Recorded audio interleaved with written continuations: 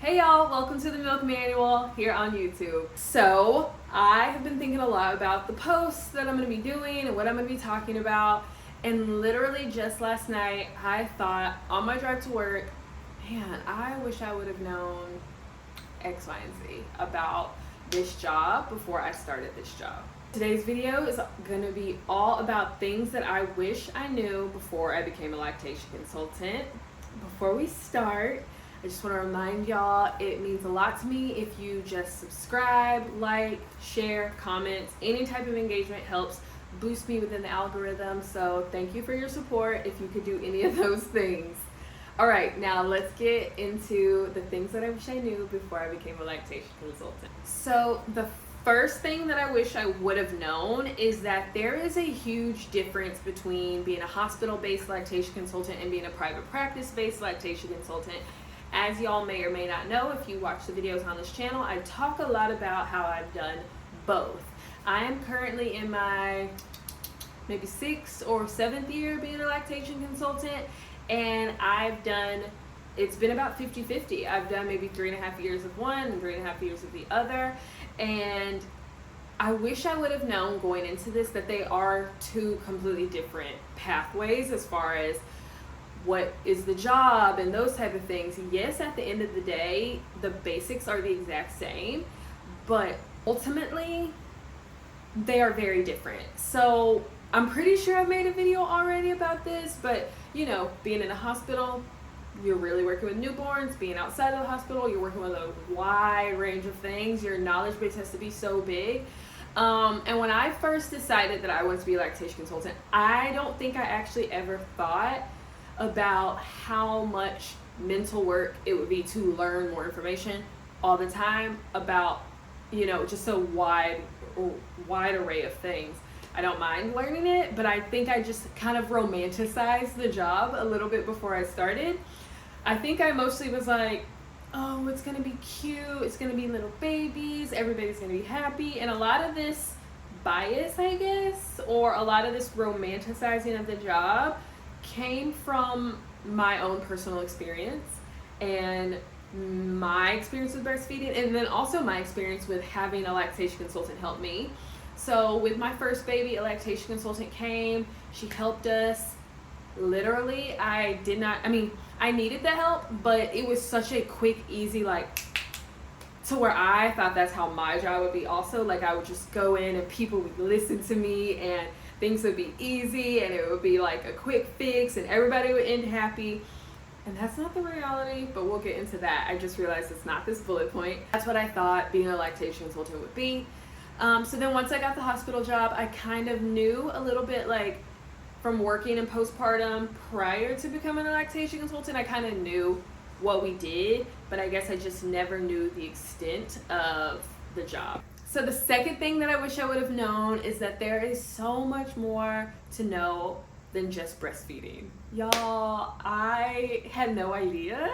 And I actually think this is normal that I had no idea, because I don't think anybody knows this.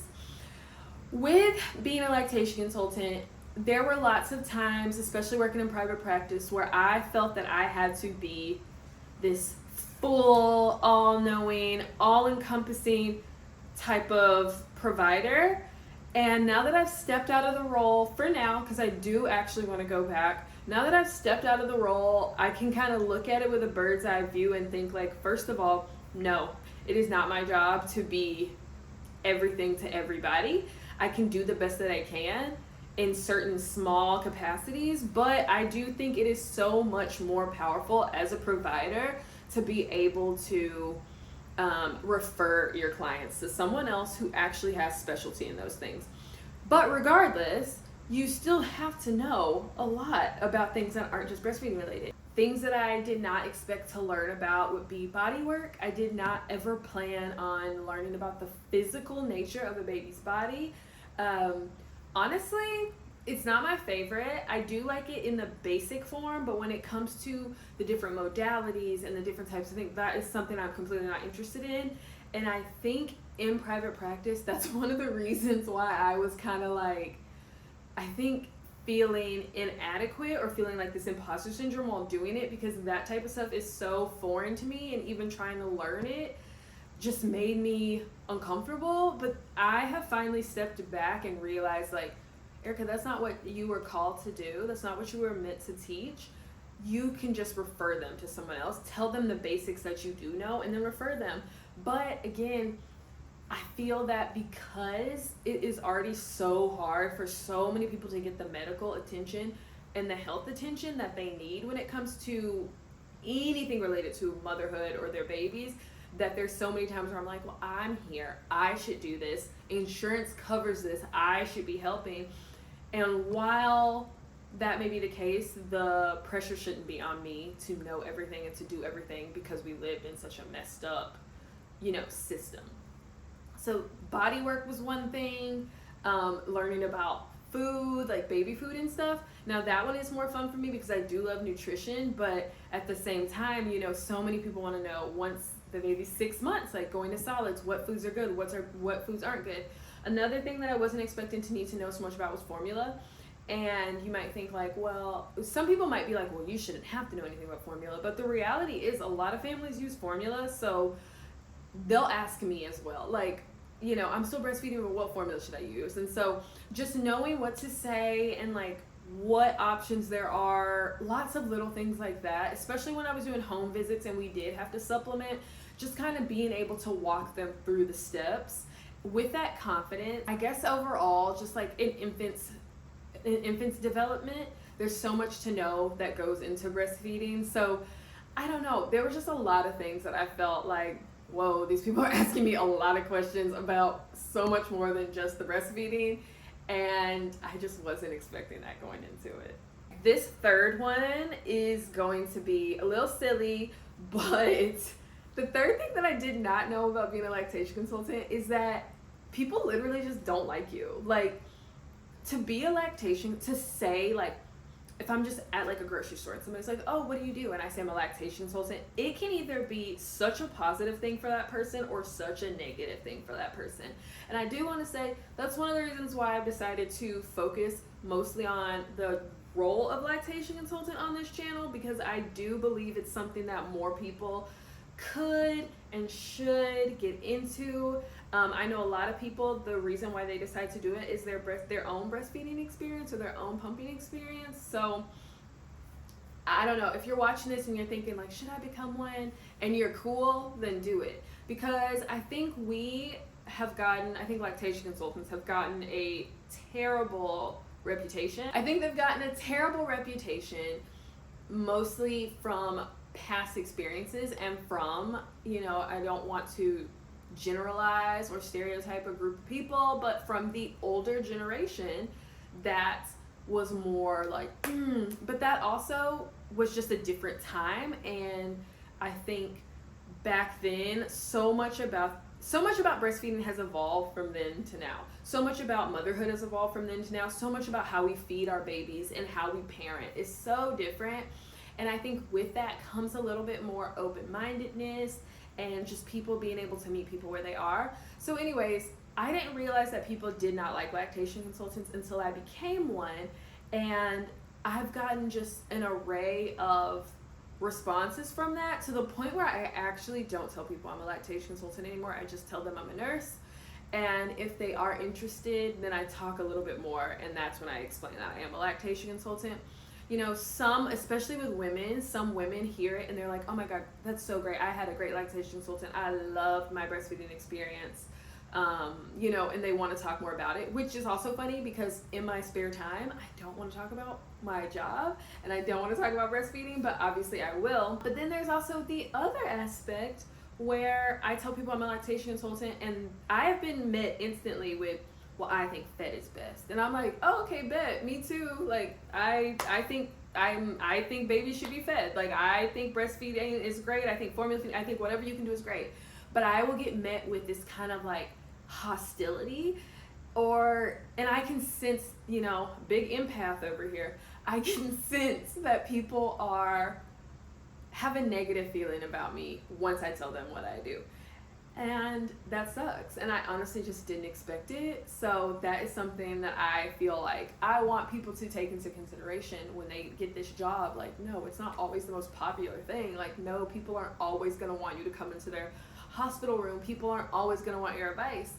And if you know that going into it, especially if you're not good with rejection, that is going to be helpful. Fourth thing is that the job can be emotionally draining.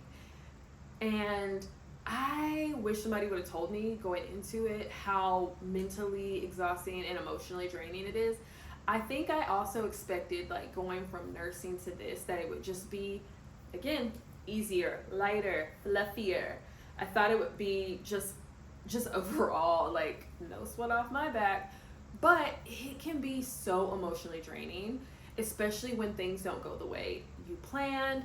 One thing that has been really hard for me lately, especially working in a hospital, and working in a hospital lately has just been, it's fine. I think it's totally fine, but it can be a little, what's the word?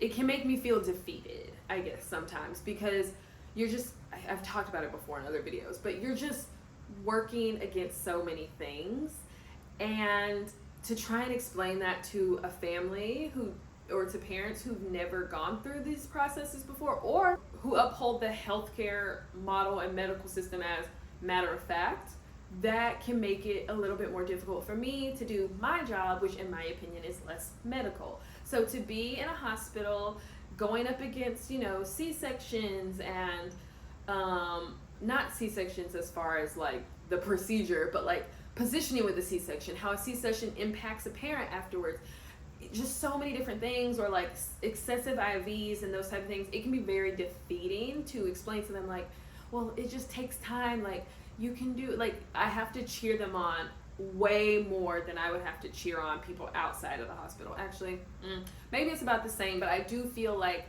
I'm rooting and motivating only for that person to not believe me, because maybe a doctor or a nurse will come in and say, like, you have to do X, Y, and Z, and I say something that's not necessarily the opposite, but not as valid, I guess, or I don't know. So that can just be kind of like a bummer, right? And for me, that affects my emotions whenever I feel like I'm meant to do something. Listen, I know I'm good at my job. I know I am good at reading people, and I know breastfeeding. So whenever I'm going to like educate, motivate, and teach, and it's not well receptive or it's not well received, it can be sometimes for me like, well, what did I do wrong? What can I do better? And then I finally have realized, though, Erica, you are giving it your all. It's the system that's got to be better. Also, though, it can be emotionally draining in the sense of, when I was working private practice, I didn't know what boundaries were. I know now, and I'm so excited to apply them whenever I go back. But I didn't know what my boundaries were. I didn't understand that, like, I can't be available 24/7 to people, because naturally I am a recovering people pleaser. So I always feel the need to be there when someone needs me. But also, like I said, I feel that because I was a lactation consultant, and it's so hard for people to get access to other types of things, and maybe it's okay if I'm there for them. Like, I'm always like, oh, I'm just laying in bed anyways, like, why can't I answer an 11 p.m. text message with somebody panicking? And it's like, yes and no. Like, I'd have to find out my boundaries, but me doing a lot of that and meeting these people where they were but not taking care of myself was emotionally draining. And then I think the biggest way that it's emotionally draining is that, and this goes with actually the fifth thing. So it's emotionally draining, and the fifth thing is the reason why. So the fifth thing that I wish I would have known before becoming a lactation consultant is that you cannot fix everyone. And I say fix with quotations because nobody's broken, okay? Nobody is broken, but people believe that they are. And you cannot fix every person. And I didn't know that, and I wish somebody would have just told me, like, hey, there are going to be some cases, some clients that you walk away being like, damn, that sucked. I wish I could have done more, but there's nothing more that can be done. Sometimes you have to motivate them to close a chapter the same way I have to close a chapter. And that, I think, when I first got into private practice, is what changed the game for how I do my job now. All the people that I could not help are the ones that I still think about to this day, dude. Like, I still think about them, and I'm just like, like at first I would think about them with a sadness of, I wish they would have gotten somebody better than me. Like, this sucks that I couldn't have done something. And fortunately, when I worked with a group, what was nice is that we could bounce info off of each other. So that was really nice, to where it's like I would ask other people what they would do in a situation, and they would say X, Y, and Z, and it's like, okay, good, I did X, Y, and Z. So, you know, other people would have done the same thing as me. So it's like, it's not us. Sometimes it is just factors beyond our control. And I think once I realized that I couldn't fix everybody, but I can help them come to terms with things, then that's the best that I can do in that situation. That's the best thing that we can do for them. And I'll give an example, like a brief one. You know, there was someone once who, I want to say like months out, like the first couple of months wasn't able to pump, wasn't able to breastfeed, wanted to restart, you know, their supply, had terrible support system at home, had family members putting her down. Like, I went to her house, and I remember she cried as soon as I walked in the door. And again, I always feel like I have to fix this. I have to make it perfect. I have to make sure she walks away exclusively breastfeeding her baby. But then we talked for a little bit. I figured out more about her. I figured out more about her life, and how truthfully she was not going to be able to exclusively breastfeed her baby. Like, for her to do it would have been setting her, for me to set up a plan for her to get to this goal of exclusively breastfeeding would have been more detrimental for her. And I know there's the, not argument, but conversation of mental health and breastfeeding. And a lot of times it's like, it's not that breastfeeding messes with the mental health as much as it's the systems that aren't supporting breastfeeding that mess with the mental health. And this was one of those cases where I want to say she was like going back to work at 2 months. She wanted to see me because she was going back to work the next week. Her job did not offer any breaks. She was going to be away from her baby for like 15 hours a day. She also was like working Monday through Friday. She was very, very anxious. She told me she was having intrusive thoughts. So instead of talking about breastfeeding, I truthfully was like, we need to talk about how to sustain your mental health. We need to talk about how to make things better for you at home. Like, after that, we even worked on setting up, getting her set up with one of the local like mental health specialists, and we just talked about how that needed to be a priority at this point. She said she like wasn't sleeping because she was waking up every 2 hours and pumping, but whenever she pumped, nothing was coming out.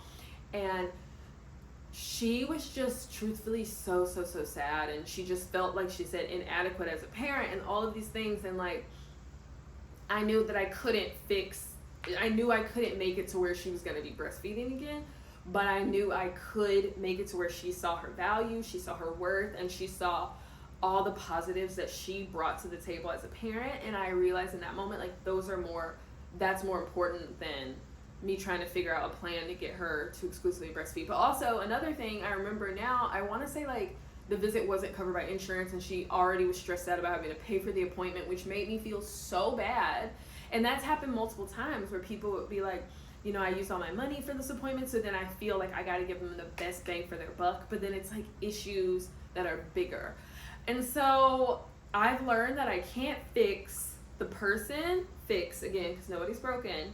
I can't fix what is going on in the situation, but I can do my best to make it better and to make the situation at least something that they can walk away with positive, like a positive thing. Those are at least 5 things that I wish I would have known before I became a lactation consultant almost 7 years ago.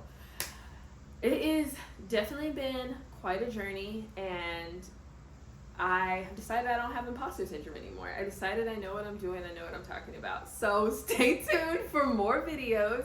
Like I said earlier, if you like this video, if you like me, if you want to support me, like, share, comment, subscribe.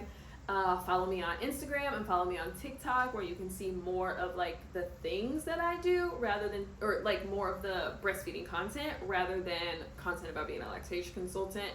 And stay tuned for the next one. Thanks for watching.